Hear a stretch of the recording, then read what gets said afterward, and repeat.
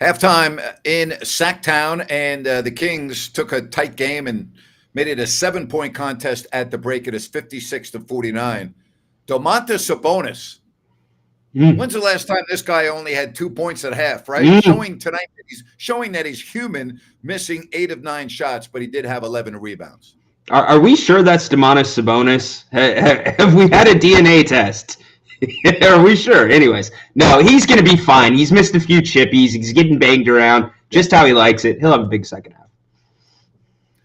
I mean, this game should really be.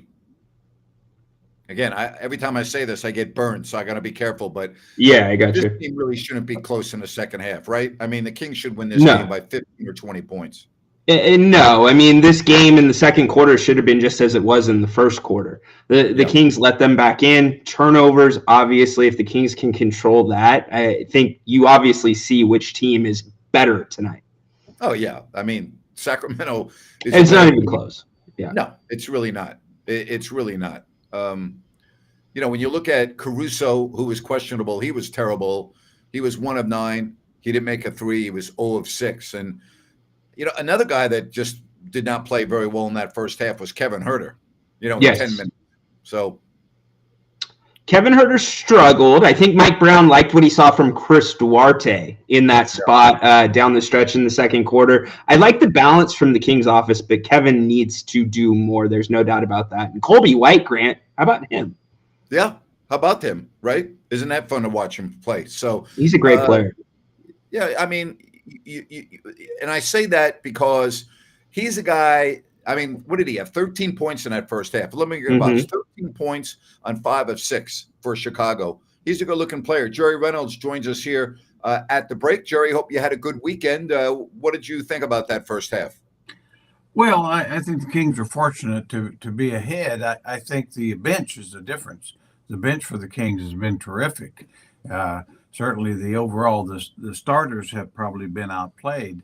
Domas having maybe the worst offensive game I've seen since he joined the Kings. I mean, certainly it's not lack of effort, but nothing's going in. So I think when you consider he and Huerter are struggling as bad as they are, and the bench is playing well, I think you have to like where they are. I do think the Bulls are a good, solid defensive team. Their weakness all year has been kind of any kind of consistent offense other than Colby White for the most part. Yeah.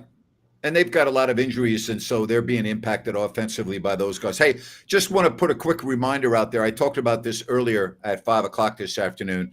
Wednesday, right here at 5 o'clock, Scott Pollard is going to join me live. So make sure you make an appointment. Hold on. The big man corrected me on Twitter. 5 o'clock Pacific. Yeah. Well, considering that most of our, not everyone, but a lot of our audience is in the Pacific time zone, so that's why I don't put it. But yes, I did see that the big man corrected you. He didn't correct you. He just added a little information to it. Oh, 100%. Did you see my response? I gave him the assist. Like, good job, Scott. Thanks. Anyway, that's 5 o'clock coming up on Wednesday. Jerry, this game, every time I say this, I get burned, so I want to be careful about this. But this game really shouldn't be that close in the second half, right? Don't you think the Kings should be able to really comfortably win this game? Yes and no. I mean, it's the NBA. That's the problem. I kind of got so I don't gamble, but I follow the gamblers' lines, and they had this as a 6-point thing. And I mean, I think that's when you really get into it. There's not many games in the NBA that are like the Celtics Warriors the other day. I mean, usually both teams. So having said that, I mean, 7 points at the half. If they could outscore them 7 points in the next half, I'd be thrilled to death with it. Yeah, no doubt, Jerry. I think one thing that we're not pointing to either, the three-pointer, the Kings only took 19 in the first half, and that's fairly low for them, and I like that the motion was going towards the hoop. So if they started in a couple threes, that could be a difference too. Well, yeah, and I think the threes they got were challenged pretty good. They were. Done a great job of that, and as you pointed out, I think you're right. You're going to have a lot more chances going to the basket, I think, because of the challenges on their 3-point shot and the pressure they're putting out away from the basket. So, and really you're going to need Domas to start finishing some baskets inside. He just has to finish. So certainly he's getting a lot of attention, but that doesn't change it. He really needs to score the ball in there. And this is a good opportunity for the Kings to pad their standings a little bit. Without Devin Booker now for at least a week, it looks like, and maybe longer, the Suns are going to really struggle. We've seen when Devin Booker's not in the lineup, the Phoenix Suns do not win. So these are really important games because we talked about this brutal stretch in about us beginning on the 23rd in Orlando. I read the games off. You want to pad the schedule before you get to those games because you're going to need them. So, you can't be messing around with these type of games. No, you can't. I mean, here again, it's home games, a winnable game. The Bulls are not a playoff team in the East. You've got to win this ball game. And, yes, and certainly I like the Kings' overall circumstance going down the stretch with so many more home games than the teams that they're concerned with. 15. So, yeah, just take care of business at home. Just do that, and you're going to be in good shape. Yeah, and I'm going to add this, Grant.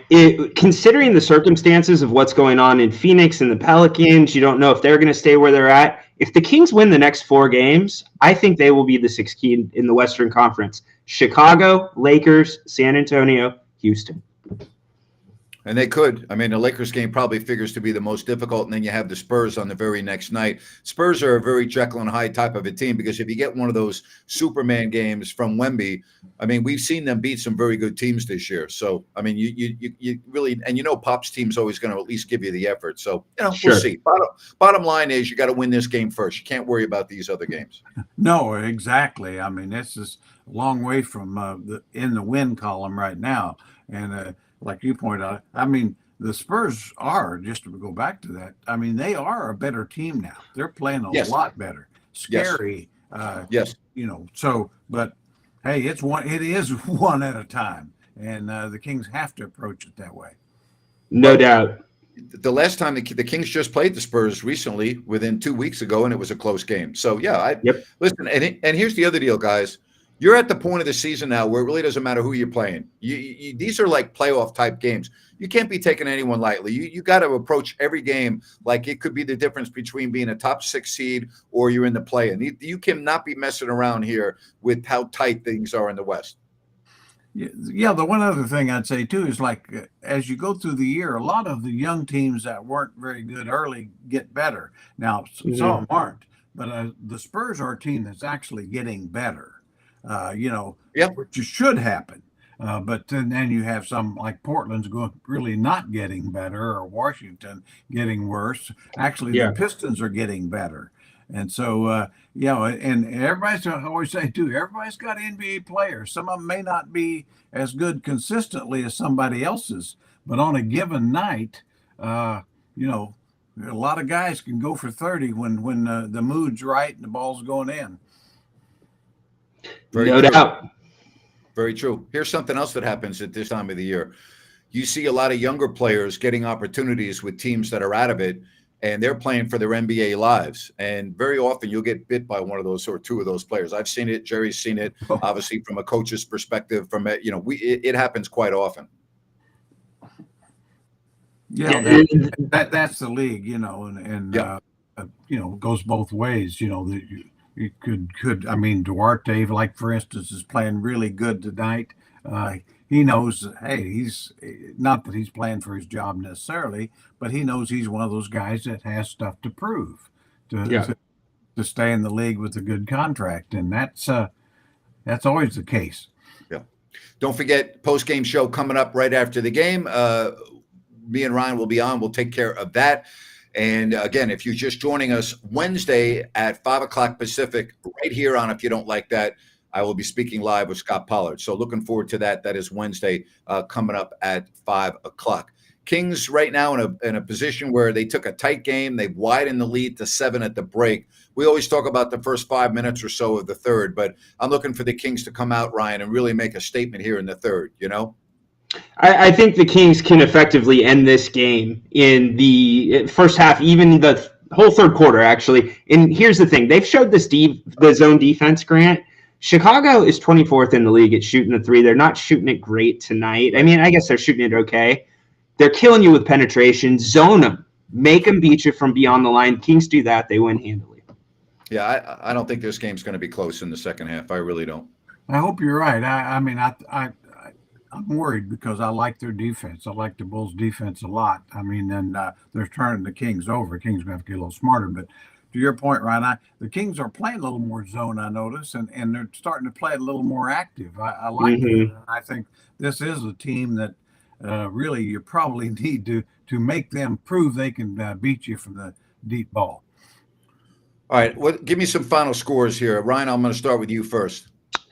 Yeah, I'm going to say Sacramento 119, Chicago 101. Jerry? The Kings 112, Chicago 107. All right, I think the Kings are going to go crazy in the second half. I got them winning 128 to 112. All right. 3 Kings victories. Well, as long as they win, and I would just soon be like you got it, Grant.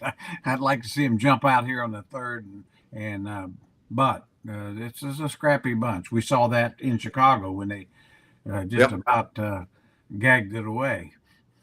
Jerry, appreciate you. We'll talk to you soon. All right, guys. Have a lot of fun here and just do the best you can in the post game. We'll Ryan, try. Carry him any way you can. Put him on the track and carry him. All right.